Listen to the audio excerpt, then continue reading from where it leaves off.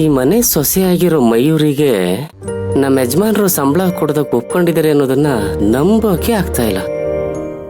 ಇವ್ರು ಹೋಗಿ ಅವ್ರ ಮುಂದೆ ನನಗೆ ಸಂಬಳ ಬೇಕೇ ಬೇಕು ಅಂತ ಹಠ ಮಾಡಿರ್ತಾರೆ. ಅವರು ಹೇಗೋ ಇವ್ರ ಮನೇಲಿ ಕಷ್ಟ ಇದೆ ಅಂತ ಕೊಡ್ತೀನಿ ಅಂತ ಹೇಳಿರ್ಬೇಕು. ಕಣ್ಮುಂದೇನೆ ಇಷ್ಟ ಐಶ್ವರ್ಯ ಇದ್ರು ಸ್ವಲ್ಪನೂ ಆಸೆ ಪಡೆದ ಇವರು ಸಂಬಳ ಕೇಳ್ತಾ ಇರೋ ಇವ್ರಿಗೆ ಅದೇನ್ ಹೇಳ್ಬೇಕು ಏನೋ.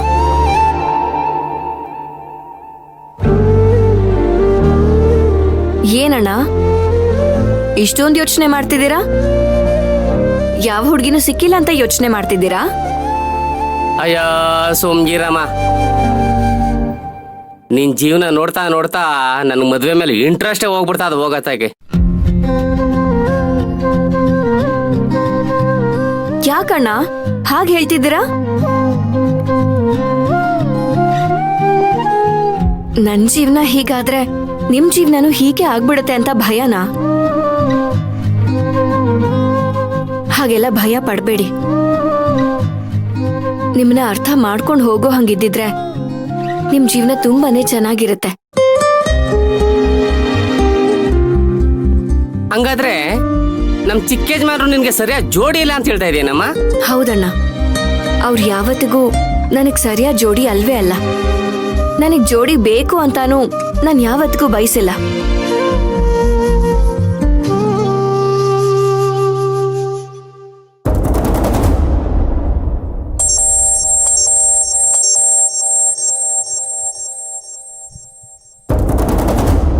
ಕುಮಾರಿ ಹೇಳೆ. ಹಲೋ ಅಕ್ಕ, ನಿನ್ನೆ ನಿನ್ನ ಹತ್ರ ಮಾತಾಡಕ್ ಆಗ್ಲಿಲ್ಲ ಅಂತ ಈಗ ಫೋನ್ ಮಾಡ್ದೆ. ಪರವಾಗಿಲ್ಲ, ಏನ್ ವಿಷಯ ಹೇಳು.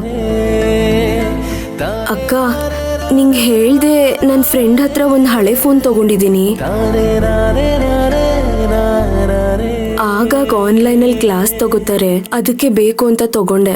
ಅದ್ರ ದುಡ್ಡನ್ನ ತಿಂಗಳು ಇಷ್ಟು ಕಟ್ಟಿ ತೀರಿಸ್ತೀನಿ ಅಂತ ಹೇಳಿದ್ದೀನಿ. ನಾನು ಹಿಂಗೆ ಹೇಳ್ದೆ ಫೋನ್ ತಗೊಂಡೆ ಅಂತ ಬೇಜಾರಾಗ್ತಿದ್ಯಾ? ಒಳ್ಳೆ ವಿಷಯನ ಹೇಳುವಾಗ ಏನಕ್ಕೆ ಬೇಜಾರು ಮಾಡ್ಕೊಳ್ಳಿ.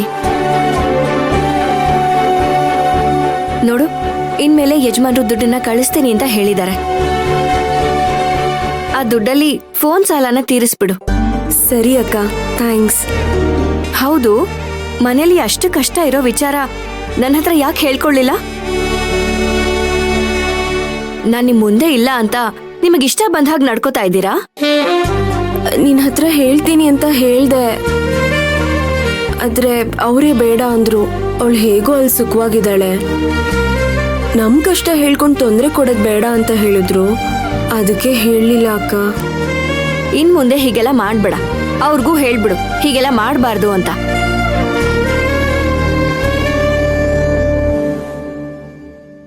ಈಗ ಹೇಗಿದ್ರು ದುಡ್ಡು ಬರತ್ತಲ್ಲ, ಅದ್ರಲ್ಲಿ ಎಲ್ಲಾನು ನೋಡ್ಕೊಳ್ಳೋದಿಕ್ ಹೇಳು. ಸರಿ ಅಕ್ಕ. ಸರಿ, ನೀನ್ ಓದ್ ಹೇಗ್ ನಡೀತಾ ಇದೆ? ನಿನ್ ಮುಂದಿನ ಓದ್ಗೆ ಇನ್ನು ದುಡ್ಡು ಬೇಕು ಅಂತ ಲಕ್ಷ್ಮಿ ಹೇಳ್ತಾ ಇದ್ಲು, ಏನದು?